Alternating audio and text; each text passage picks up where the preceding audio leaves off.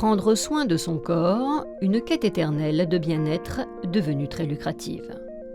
Le marché de la cosmétique représente 32% du budget des Français contre 9% en 1960. Et désormais, ce qui fonctionne par-dessus tout, c'est la notion de naturalité. Mais pourquoi cette attirance pour les cosmétiques naturels? Apporte-t-il une vraie plus-value ou n'est-ce que mirage?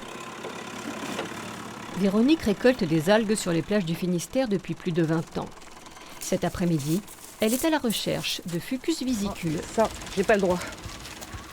La cueillette des algues est désormais très réglementée pour protéger les ressources. Des ressources très convoitées par divers secteurs industriels. Il y a de plus en plus de sortes d'algues qui sont demandées et qui sont utilisées, que ce soit en cosmétique ou en alimentaire, pharmacie.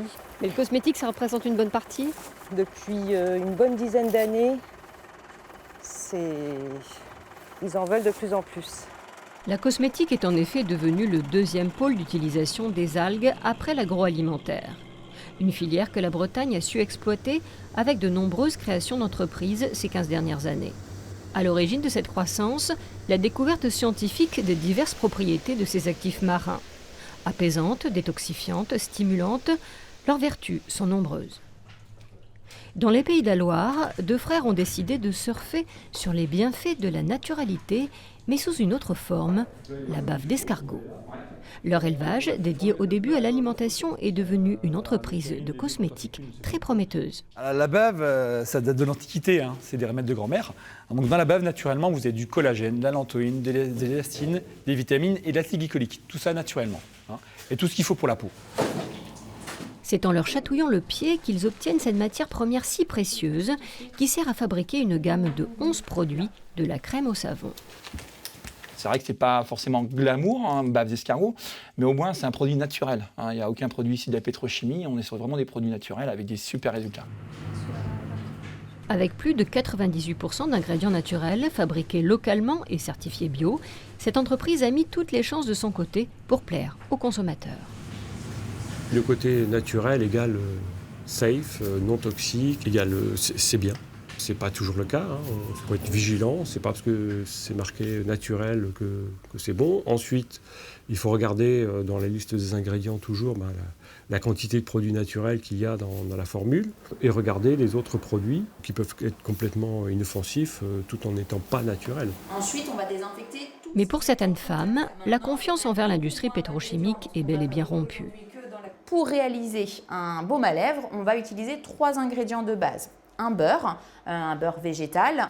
On va y rajouter de l'huile végétale et je rajoute de la cire d'abeille. Émilie propose des ateliers pour apprendre à fabriquer soi-même ses cosmétiques. Parabènes, triclosan, phénoxyéthanol, nanoparticules, existent les nombreux additifs dangereux ou controversés. Ici, tout est bio, naturel et à peine transformé. Je fais très attention à ce que je mets dans mon assiette. Donc du coup, je veux faire très attention à ce que je me mets sur le visage et sur la peau d'une manière générale. Et là, ça vous rassure? Oui, je sais ce qu'il y a dedans. Il n'y a pas d'additifs, il n'y a pas de conservateurs. Ça reste des choses naturelles et je suis de plus en plus attentive aux composants des produits. Et puis ici, aux besoins de sécurité s'ajoute la notion de soin et d'efficacité.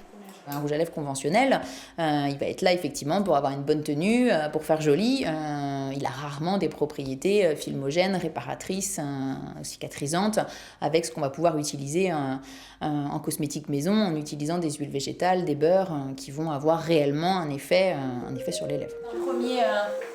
Fait soi-même, un rouge à lèvres comme celui-là reste très abordable. Mais dans le commerce, la part d'ingrédients naturels d'un produit est hélas bien souvent proportionnée au prix.